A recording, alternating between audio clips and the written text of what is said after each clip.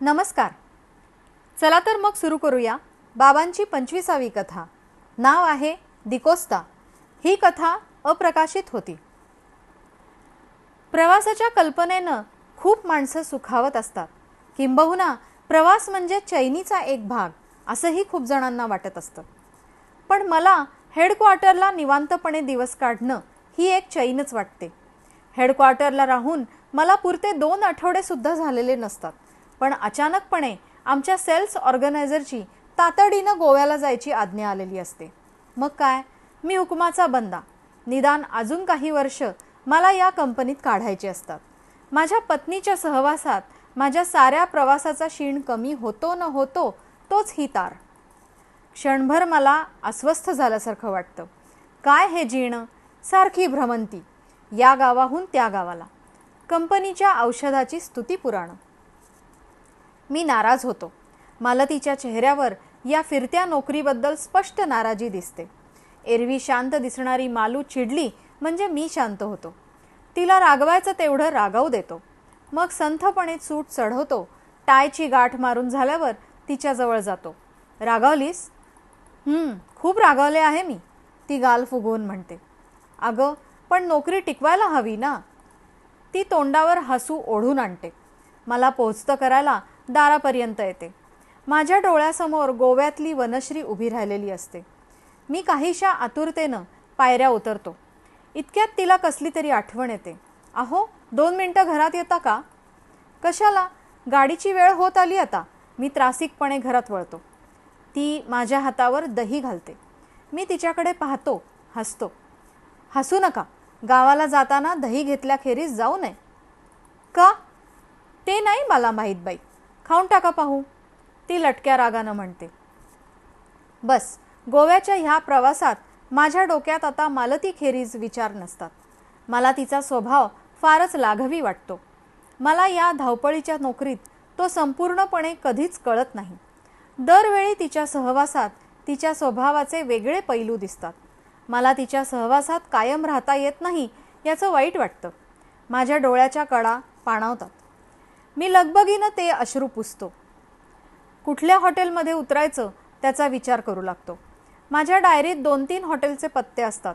गोव्याला जायची ही माझी पहिलीच वेळ असते. मी बॅग उघडून जरुरी इतके सॅम्पल्स आणि लिटरेचरचे गठ्ठे आहेत का ते पाहतो. ऑर्डर बुक्सही घेतलेली असतात. मग मला समाधान वाटतं.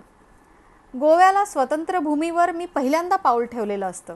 गाडीतून येताना मी सारं निसर्ग सौंदर्य टिपलेलं असतं. बस, विक्रेत्याची भूमिका लवकर संपवायची आणि मग गोव्यात खूप हिंडायचं, सृष्टी सौंदर्यात भान विसरायचं. पणजीममधल्या राजरस्त्यावरून हातातली बॅग सांभाळत मी संथपणे जात असतो. कुतूहलानं इकडं तिकडं पाहत असतो. कानावर पडणारी परिचित कोकणी भाषा, अस्सल पोर्तुगीज आणि मराठी ह्या भाषांच्या त्रिवेणी संगमावर मला बरं वाटतं. डावीकडे प्रशस्त बार्स, मधूनच तयार कपड्यांचं मोठं दुकान, हँगरवर टांगलेले फ्रॉक्स, शोकेसमधील मॉडेल्स. मध्येच एका बारमध्ये मी शिरतो. भरपूर बियर पितो, सिगारेट शिलगावतो. मी आता एन्जॉय करण्याच्या मूडमध्ये आलेला असतो. बस, कुठल्या तरी हॉटेलमध्ये राहावं, इकडे तिकडे मन मानेल तसं भटकावं, मधूनच कंपनीच्या औषधांची महती गावी, मग बियर, शॅम्पेन. 2-3 झुरके मारून ती सिगरेट टाकून देतो. बारमध्ये नजर टाकतो. कोपऱ्यात एक गोव्याचा तरुण बरोबरच्या एका पोरीपुढे लघळपणा करत असतो. मधूनच रंगेलपणे तिच्या गोबऱ्या गालावर गाल घासत असतो. एक पांढऱ्या केसाचा म्हातारा गळ्यात अडकवलेल्या गिटारच्या तारा छेडत असतो. ते आर्त सूर माझ्या हृदयाला जाऊन भिडतात. अनुभवानं त्याच्या कपाळावर जाळी झालेली असते. तरुणांना उत्तेजित करणारे सूर तो गिटारमधून काढत असतो. मध्येच एक माणूस एका पोर्तुगीज मेलडीचे सूर मिसळतो. ते रंगेल जोडपं संथपणे बॉल डान्स करत गिरक्या मारत फिरू लागतं. भला मोठा चिरूट हातात धरलेला बारचा मालक अनिमिष नेत्रानं त्या तरुणीकडे पाहत राहतो. हातात फेल्ट हॅट घेतलेला एक गोमांतकीय तरुण बारमध्ये शिरतो. शिटीवर डान्स ट्यून वाजवत माझ्या उजव्या बाजूच्या टेबलाशी बसतो. दिकोस्ता? बहुधा दिकोस्ता असावा तो. ज्युनियर BScला गोव्यातली खूप पोरं होती माझ्या वर्गात. मी क्षणभर विचार करत राहतो. त्याच्याकडे ओळखीच्या नजरेने पाहतो. त्यालाही माझी ओळख पटते. तो झटकन माझ्याकडे येतो. हेमू, हेमंत कारखानीस तुम्हीच ना? मला वाटतं. कोकणी हेल काढत तो विचारतो. त्याच्या हेल काढण्याच्या पद्धतीवरनं तर मी त्याला लगेच ओळखतो. Hello D'Costa, how do you do? कोकणीत काय म्हणतात काही कल्पना नाही. मी दिलखुलासपणे हसतो आणि शेकहँडसाठी हात पुढे करतो. तो जरा वेळानं हात पुढे करतो. त्या विस्विशीत आणि थंड स्पर्शानं मी चमकतो. हात काय गार पडले तुझे. गोव्यात इतकी थंडी असेल याची कल्पना नाही. आणि कॉलेजात किती लाल दिसत होतास, आता फारच पांढुरका दिसायला लागला आहेस. हॉस्टेलवर रमच्या बाटल्या फुटत होत्या कायम, आठवतं का? तुमच्या त्या कोजागिरी पौर्णिमेला कसलं दूध आणि कसलं काय, रम पाजली सगळ्यांना. रेक्टरसुद्धा पार सफा झाले त्या रात्री, म्हणत तो एकाएकी खूप जोरानं हसतो. त्याचं ते विचित्र हसणं बराच वेळ थांबत नाही. माझ्या मनात जुन्या आठवणी जमा झालेल्या असतात, ओल्या ढगांसारख्या, ज्या ओलाव्यावर मी पुढचं आयुष्य कंठत असतो तो ओलावा. त्या आठवणी. क्षणभर वाटतं खरं आयुष्य कॉलेजची 4 वर्षच, बाकीचं पैशाच्या प्रतिष्ठेच्या मागे धावणारं आयुष्य. मी दिकोस्ताकडे पाहतो. त्याच्या डोळ्यासमोरही ते कॉलेज जीवन उभं राहिलेलं असतं. तो मला विचारतो, हेमू, तुमची ती कॉलेज क्वीन अलका सबनीस, काय झालं तिचं? तुला आठवतच असेल, तिला आपण कबूतर म्हणून चिडवत होतो कॉलेजच्या दारात उभं राहून. येस, गिर्रेबाज कबूतर अलका सबनीस. मी पुटपुटतो, विचारात पडतो.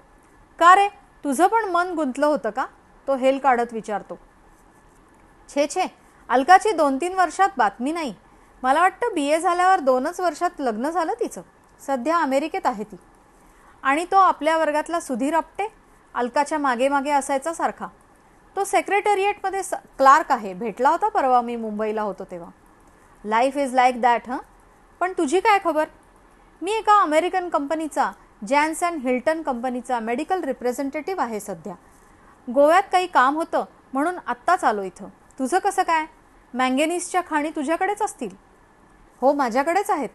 त्याचा चेहरा भेसूर होतो. तो जरा वेळ तसा स्तब्ध होतो. मग काहीसा आठवल्यासारखा करून म्हणतो, मला तिथलं कामच आवडत नाही. डेंजरस, सारखे अपघात. गेल्या महिन्यात एक प्रचंड स्फोट झाला. तुला काही झालं नाही ना? मी त्याच्या नजरेला नजर भिडवतो. त्याची बुबुळं इकडून तिकडे सरकतात. भुवया तिरप्या होतात. तो नाही अशा अर्थानं मान हलवतो. ती मान बराच वेळ तशीच हलत राहते. मला सारंच विचित्र वाटतं. मी आणखी बियर मागवतो. तो माझ्याकडे एकटक पाहू लागतो. त्याची ती नजर मला असह्य होते. फेसाळणाऱ्या बियरचे ग्लास रिकामे होतात. मला गोवा दाखव ना. 4-5 दिवस आता इथेच आहे मी. बघू, एवढं काय? तो निर्विकारपणे म्हणतो. पणजीत एक बंगला आहे ना तुझा? आहे, पण मी नेहमी वॉस्कोलाच असतो आणि त्या बंगल्यात कुणीच राहत नाही आता. मला वाटतं तुला तिथं राहायला आवडायचं नाही का? काय विशेष आहे त्या बंगल्यात? चल, मी राहायला तयार आहे त्या बंगल्यात. आम्ही बारमधून बाहेर पडतो. चल, तिकडेच जाऊ, म्हणत तो सपासपा चालू लागतो वेगानं. त्याच्याबरोबर जाणं मला कठीणच वाटतं. तो एक शेव्हरोलेट टॅक्सी थांबवतो. टॅक्सीत मी त्याच्याविषयी विचार करू लागतो. हळूच त्याच्याकडे पाहतो. तो पुतळ्यासारखा अचल बसलेला असतो. मी खिडकीतून बाहेर पाहतो. एक रेडिओचं दुकान दिसतं. एकदम मला मालूची आठवण येते. तिचे सूर कानात घुमतात. काहीतरी आणत जा हो परगावहून, माझी आपली हाऊस म्हणून. कमीत कमी एखादा ट्रान्झिस्टर नेला पाहिजे, माझ्या मनात येतं. टॅक्सी एका जुन्या बंगल्याशी थांबते. वर्षानुवर्ष त्या बंगल्यात कुणीच राहत नसतं. सगळा रंग उडालेला असतो. खिडक्यांच्या फुटलेल्या निळ्या काचा, कोळ्यांची जाळी, बाहेरच्या बागेचं कुरण, मधली काटेरी झुडपं चुकवत तुडवत आम्ही बंगल्यात शिरतो. पोर्चमधल्या जुन्या मोडक्या मोटारीकडे पाहत मी दिकोस्ताच्या पाठोपाठ जातो. पुढे होऊन तो एका खोलीचा दरवाजा उघडतो. बिजागऱ्यांची करकर घुमते. आम्ही आत शिरतो. पुढेच खूप मोठा आरसा असतो. दिकोस्ता माझ्या पुढे असूनही मला माझं प्रतिबिंब त्या आरशात पडल्यासारखं वाटतं. मी दचकतो. विचार करतो, दिकोस्ता आरशात कसा दिसला नाही? खोलीत येशूचा क्रुसावरचा मोठा पुतळा असतो. भिंतीवर मोठी मोठी पेंटिंग्स टांगलेली असतात. एका कोपऱ्यात कुणाकुणाची पोर्ट्रेट्स धूळ खात पडलेली असतात. डावीकडे पियानोमध्ये कोचवर झुंबर, त्यातल्या मोठ्या मोठ्या मेणबत्त्या. कधी काळी तो दिवाणखाना सजवलेला असतो. दिकोस्ता पुतळ्यासारखा उभा असतो. त्याचे डोळे पापण्यांच्या बाहेर आल्यासारखे वाटतात. मी पियानोपाशी उभा राहतो. उगाचच 2 पट्ट्या दाबतो. त्या खोलीत ते सूर घुमतात. इथे राहायला काय हरकत आहे मला कळत नाही. याचं उत्तर अगदी सोपं आहे. हा बंगला म्हणजे माझ्या पूर्वजांच्या शवगृह आहे. शवगृह? मी भीतीयुक्त आश्चर्याने ओरडतो. आमच्या घराण्याचं ती एक पद्धतच आहे. दफन करण्याऐवजी आम्ही ती प्रेत मसाला भरून ठेवतो. सेंट झेवियरसारखं? मग ते शवगृह असलं तर काय बिघडलं? राहीन मी एका खोलीत. पण मला ते शवगृह दाखव ना. मी काहीशा उत्सुकतेनं विचारतो. तो फक्कन हसतो. भोया तिरप्या होतात. तो पलीकडच्या एका दिवाणखान्याचं दार उघडतो. करकर होते. खोलीतले पारवे भरकन उडतात. त्यांच्या पंखांची भीषण फडफड होते. पुढे टाकलेलं पाऊल क्षणभर मागे घेतो आणि परत पुढे टाकतो. शोकेससारख्या बऱ्याच काचेच्या पेट्या धूळ खात पडल्या उभ्या असतात. त्यांच्यावर खूपच धूळ साचलेली असते. एकेका पेटीवरचं रेशमी कापड उचलत तो ती प्रेतं दाखवायला सुरुवात करतो. काळानुसार ती प्रेतं ठिसूळ झालेली असतात. ती निश्चेष्ट शरीरं पाहून मी भारावून जातो. मधल्या बऱ्याच पेट्या गाळून तो एका पेटीजवळ येतो. त्या पेटीवरचं रेशमी वस्त्र बाजूला सरकवतो. हे माझे आजोबा. त्या शवावर वुलनचा निळा सूट असतो. गळ्यात सोन्याचा क्रूस, चकचकीत पांढरे केस, मिशात भरलेला पीळ अगदी जसाच्या तसा. मी नजर वर उचलतो. डिकोस्ता त्या शवापुढे आदरानं झुकून उभा असतो. रेशमी वस्त्र पुन्हा जागेवर ठेवून तो पुढे सरकतो. हे माझे वडील 4 महिन्यापूर्वी वारले. 40 वर्षांचेच होते. येशूची मर्जी म्हणत तो छातीवर क्रूस काढतो. दाभणकाठी मिशा, काळेभोर केस, तेल लावून भांग पाडलेले, करारीपणे दाबलेले ओठ आणि सोनेरी फ्रेमच्या चष्म्यातून किलकिले दिसणारे डोळे. आपण बराच वेळ इथं उभं राहून एका प्रेताकडे पाहत आहोत याची मला जाणीव होते. मी दिकोस्ताकडे पाहतो. त्याचा चेहरा भेसूर दिसतो. त्याचे काळसर पिंगट डोळे खोबणीत गच्च अडकून पडलेले असतात. पुढच्या पेटीवरचं वस्त्र जरा सरकलेलं दिसतं. मी पुढे होतो. विचारतो, या पेटीत कुणाचं प्रेत आहे?